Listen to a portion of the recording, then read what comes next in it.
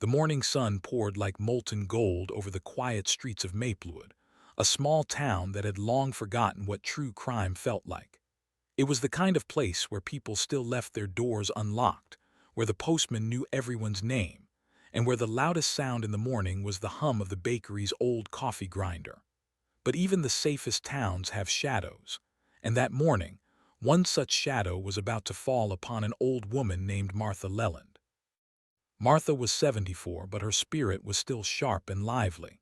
She wore her years with grace, her silver hair tied neatly into a bun and her eyes the soft blue of summer skis.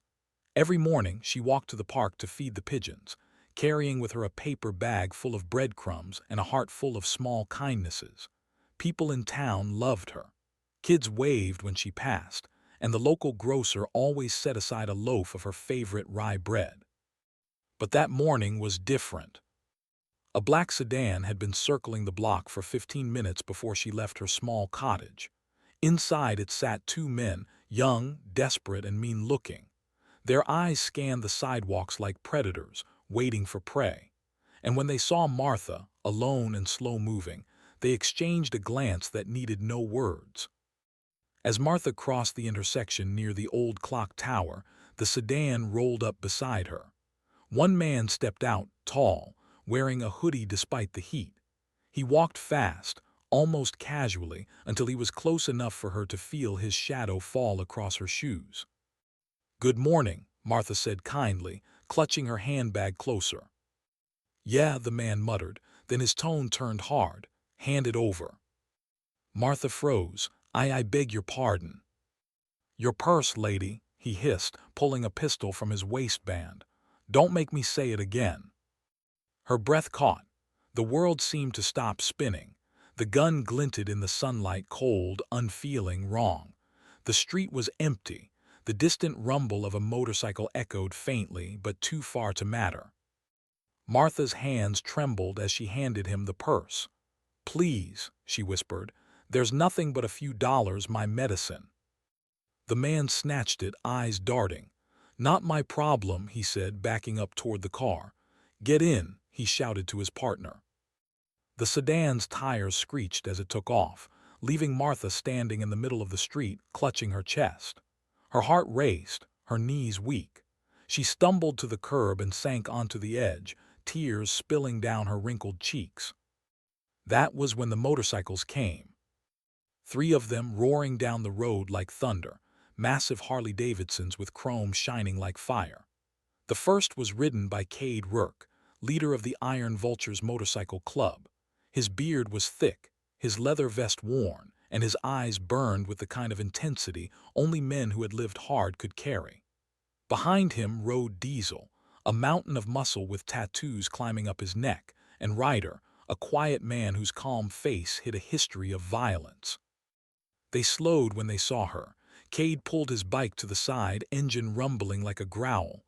"Ma'am," he called out, "you all right?" Martha looked up, shaking. They took my purse, a gun, they had a gun."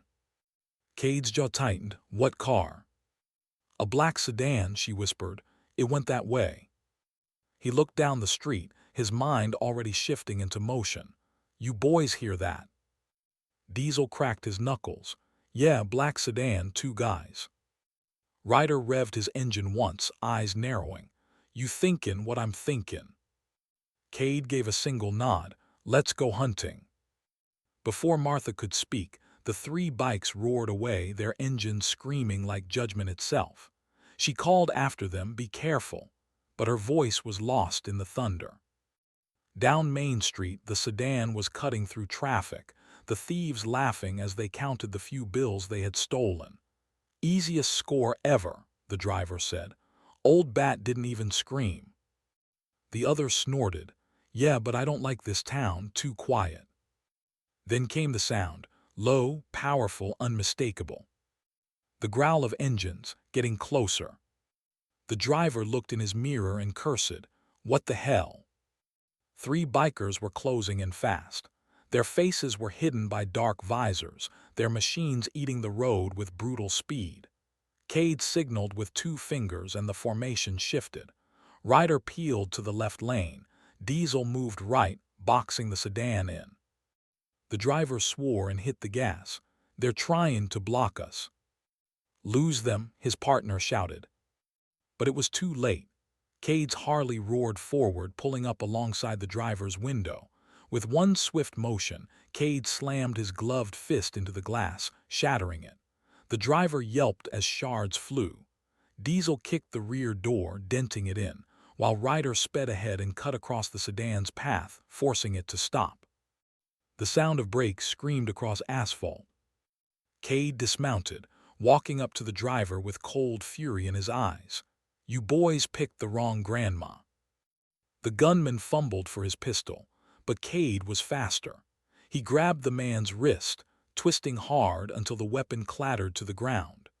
Diesel yanked open the passenger door and dragged the second man out like a rag doll, throwing him onto the street.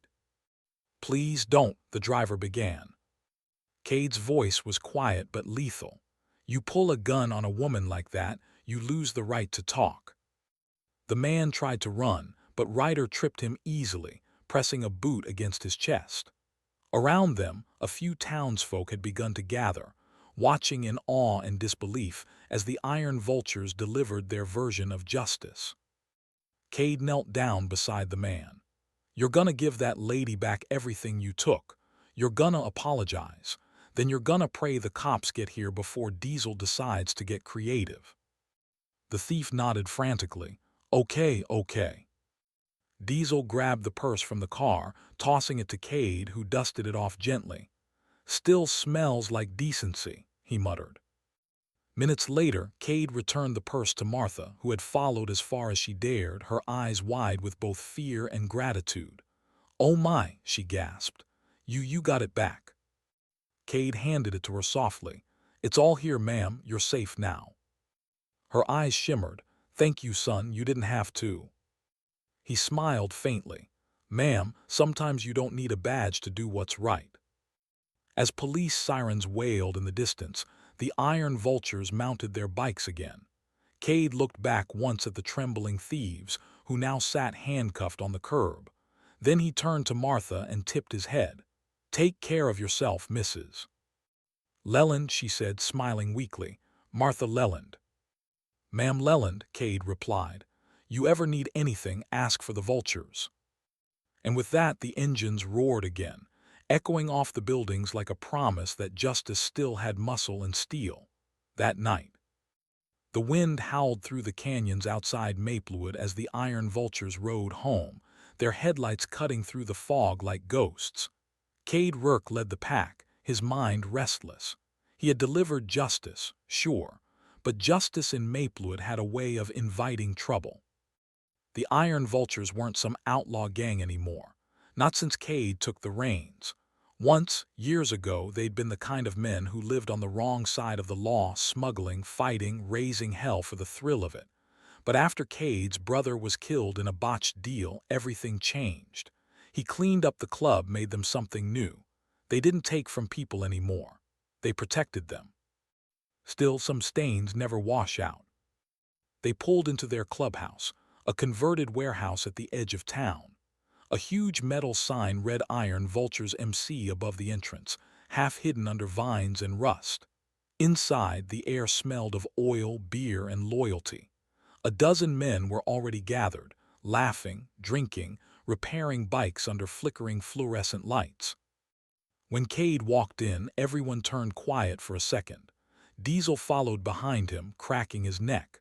Ryder stayed back, rolling a cigarette with calm precision. "Boss," one of the younger bikers said, "we heard you took down a couple of thieves." Cade dropped his gloves onto the table. "Yeah, two idiots with a gun and no brains, robbed an old lady in broad daylight." The room murmured. Diesel spat into a can. "They ain't from around here. You can smell city trash a mile away." "Cops took 'em?" asked another biker, a bald man named Tank. "Yeah," Cade said. "Maplewood PD picked them up, but," his eyes narrowed, "those two weren't working alone." Ryder lit his cigarette. "You sure?" "I saw the ink on one of 'em," Cade said. "A crow with a bullet in its beak." Diesel swore under his breath. "The Crow Street crew." The name hit the room like a hammer. The Crow Street Crew was a vicious small-time gang from the city, known for armed robberies, drugs, and killing anyone who crossed them. A couple of years back, they'd run into the Iron Vultures during a smuggling conflict that ended badly. The crew had never forgiven them. "They'll come sniffing around," Cade said, voice low. "They don't like humiliation." Ryder exhaled smoke slowly. "You think they'll come all the way out here for two punks?" "They'll come," Cade replied. "They don't leave loose ends." Diesel slammed his fist into the bar. "Then we'll be ready." Cade nodded. "We don't go looking for war, but if it finds us, we make sure it doesn't get up again." Outside, thunder cracked in the distance. It was going to be a long night. Meanwhile, across town, Martha Leland couldn't sleep. Every time she closed her eyes, she saw the gun pointed at her face. The fear, the helplessness. Yet, alongside that, another image came, the roar of the motorcycles, the sound of those men standing between her and evil. She had never believed much in angels, but maybe angels wore leather sometimes. She turned on her old radio to drown out the silence.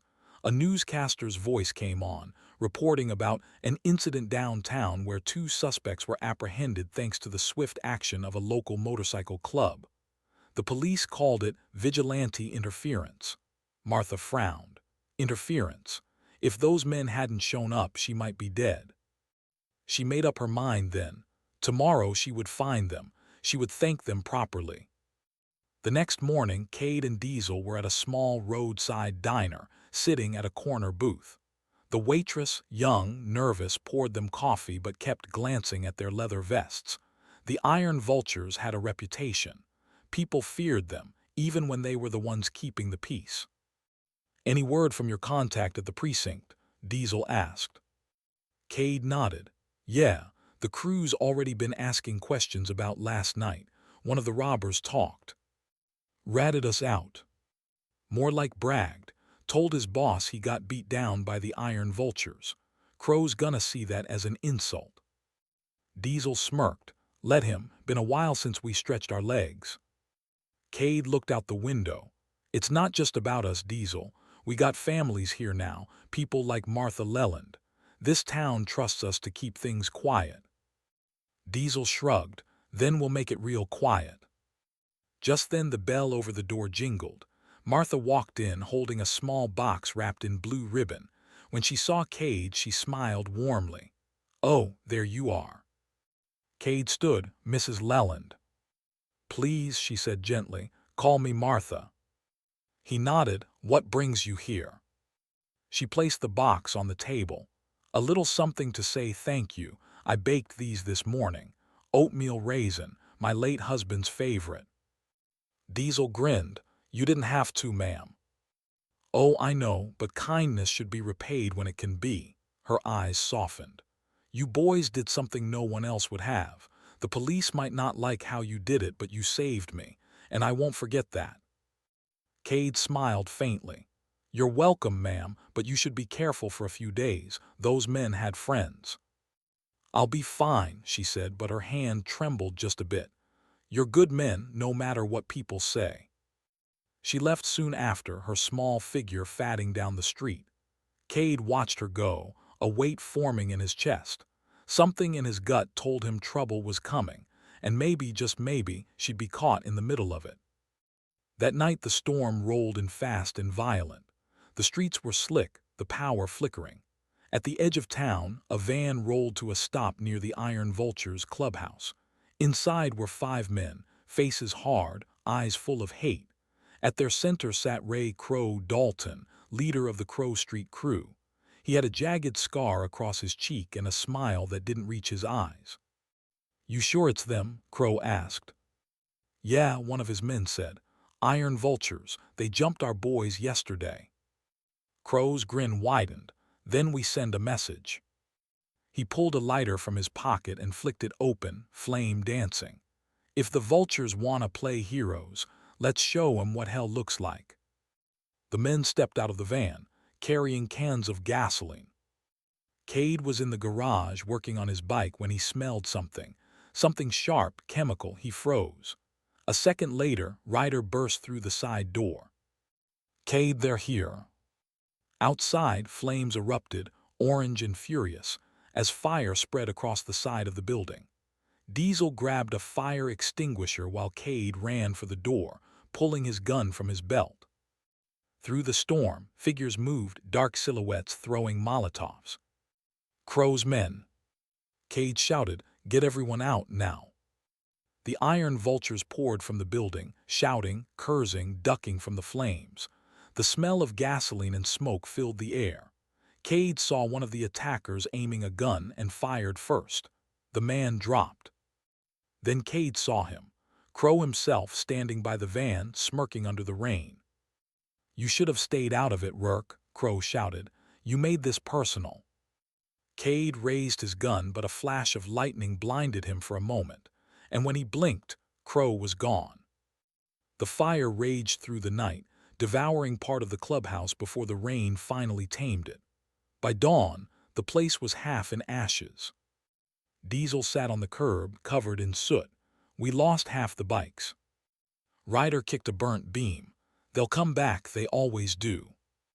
Cade looked at the smoldering ruins. "Then we go to them first."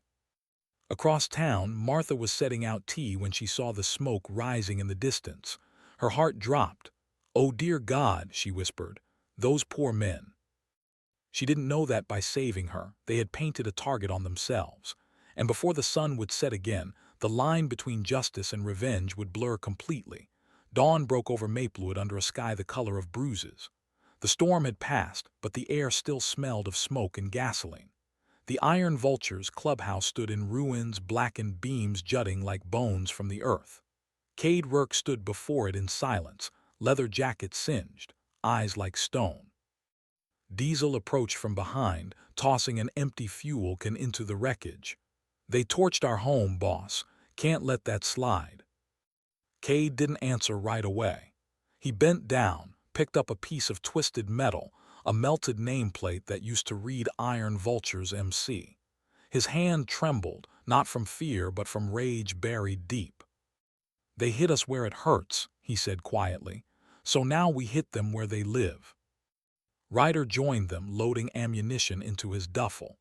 Crow Street Crews got a warehouse outside the city, old freight depot off Route 9. My guy in the PD confirmed it. They've been using it as a stash house. Cade looked up, jaw tightening. "Then that's where we end this." Meanwhile in town, Martha Leland was packing in her kitchen, the radio crackling faintly. The morning news reported the fire at the Bikers Clubhouse, suspected gang retaliation, the reporter called it. Martha frowned. Gang retaliation. That wasn't right. Those men had saved her life. They weren't criminals, not anymore. They were protectors, and now they were being hunted for it. She picked up her purse and reached for her coat. There was something she had to do, something she'd never imagined she'd have the courage for at 74. Back at the ruins, Cade gathered his men. The Iron Vultures assembled in a circle, 20 bikers, all armed, all angry. Their vests were soot-stained, their faces grim. "This ain't about pride," Cade said, voice carrying over the wind. "This is about respect, about the kind of men we are. Those punks thought they could scare us, thought we'd roll over and let it go, but they made one mistake." Diesel cracked his knuckles. "They came after family." Cade nodded. "Exactly. Mrs. Leland didn't deserve what happened to her, and none of us deserve to be burned out for helping her. So tonight we take it back. We finish this." The men revved their bikes in unison, engines howling like thunder gods. The sound rolled across the hills, the Iron Vultures rising from their own ashes. Later that night, the freight depot loomed in the distance. Half abandoned, graffiti scrawled, guarded by a few men with rifles standing under flickering floodlights. Inside, Crow and his crew were drinking, laughing about the fire. "Bet those biker boys are crying into their whiskey right now," one of them said. Crow leaned back in his chair, Scar catching the light. "Let 'em cry. I warned Rourke years ago. You don't mess with Crow Street." Just then a low rumble echoed, faint at first, then growing louder. One of the guards outside stepped forward, squinting into the darkness. "What the hell is that sound?" Headlights appeared in the distance, one, then two, then 20. The roar of engines shook the ground. The iron vultures were coming. "Boss," someone shouted, "they're here." Crow stood, his smile fading. No, they wouldn't. Before he could finish, the warehouse doors burst open. Cade's Harley crashed through the metal, sparks flying. The vultures poured in behind him, the deafening chorus of engines drowning out everything else. Diesel was the first off his bike, charging a guard and slamming him into a crate. Ryder's rifle barked twice, 2 shots, clean and fast. Chaos exploded like gunfire in hell. "Take cover," Crow screamed, firing his pistol. Bullets tore through the air, shattering glass and metal. Cade dove behind a barrel, fired back, and saw Crow duck behind a forklift. "You think this ends with you alive?" Cade yelled. Crow's voice echoed, mocking. "You're old news, Rurk. You can't play hero forever." "Maybe not," Cade growled, "but tonight I'm the reckoning." He moved through the shadows, silent and lethal. One of Crow's men jumped out from behind a pillar. Cade's boot met his face before he could blink. Diesel tossed a man through a window, roaring, "For the vultures." The fight raged for minutes that felt like hours. And then, just as Cade caught sight of Crow reloading, a voice called from the side door. "Stop!" Everyone froze. It was Martha, standing in the rain, holding a small flashlight. She looked absurdly out of place among the chaos, an elderly woman in a trench coat, facing men with guns. "Martha," Cade shouted, "get out of here." But she didn't move. "No, Cade, enough killing," she cried, voice trembling but fierce. "You've already done what's right. Don't let them drag you back into what you were." Crow laughed bitterly. "Ain't that sweet, Grandma trying to preach?" He aimed his gun at her. The next second moved like slow motion. Cade saw it, screamed her name, and fired. His bullet struck Crow's arm, spinning him backward. Crow's shot went wild, grazing Martha's shoulder and knocking her off her feet. "Martha," Cade sprinted to her, catching her before she fell completely. "Stay with me," he said, pressing a hand to the wound. It wasn't deep, but blood soaked her coat. She looked up at him weakly, managing a faint smile. "You're not bad men, Cade. Don't ever forget that." Her words hit harder than any bullet. Behind them, Crow groaned, clutching his arm. Cade turned slowly, eyes cold as winter steel. "You aimed a gun at her," he said. "Now it's my turn." Crow tried to lift his pistol, but Cade kicked it away and hauled him up by the collar. "You like hurting people. You like scaring old ladies." His voice shook with fury. "You're done, Crow." Crow spat blood. "You think you're some kind of savior. You're just a thug with a patch." Cade's jaw clenched. "Maybe, but even thugs have a code." And with that, he slammed Crow's head into a metal beam. The sound echoed through the warehouse like the final judgment. When the police finally arrived, sirens wailing through the rain, they found the Crow Street crew bound, beaten, and ready for arrest. The iron vultures were nowhere to be seen. Martha was taken to the hospital, stable and conscious. When Chief Donovan questioned her, she simply said, "All I know is those bikers saved my life. Twice." 2 days later, the iron vultures gathered at the ruins of their clubhouse once more. This time they weren't angry. They were rebuilding. Hammering, welding, fixing what fire had taken. Martha, arm in a sling, stood nearby with a basket of sandwiches and thermoses of coffee. Diesel chuckled as she handed him one. "You sure you're supposed to be out here, ma'am?" "I'm old, not fragile," she replied. "Besides, I wanted to see you boys rebuild." Cade stepped out of the shadows, wiping grease from his hands. "You didn't have to come, Martha." "Yes, I did," she said softly, "because I believe in what you're doing. This town needs you, even if they don't always say it." Cade smiled faintly. "You ever think of becoming a vulture yourself?" She laughed. "Do I get a leather jacket?" "Custom made," Diesel said, grinning. They all laughed, a rare sound that felt like sunrise after a long night. Weeks passed. The clubhouse was rebuilt, stronger than before. The iron vultures rode again, but with a new sense of purpose. They weren't outlaws anymore. They were guardians. And every time they passed through Main Street, Martha would wave from her porch, her cat in her lap and that same warm smile on her face. Cade often thought back to that morning, the robbery, the fear, the gun in her face. It was strange how one moment could change everything. He once believed redemption was just a word, but Martha had shown him otherwise. Sometimes justice didn't wear a badge. Sometimes it rode a Harley and had grease under its fingernails. And sometimes the smallest act of courage, like a trembling old woman standing in a storm, could turn even the hardest men toward the light. The iron vultures rode out at sunset that evening, engines roaring across the open road. The town watched them go, not with fear but with pride. Because everyone in Maplewood knew now. If evil ever came calling again, the roar of the vultures wouldn't be far behind.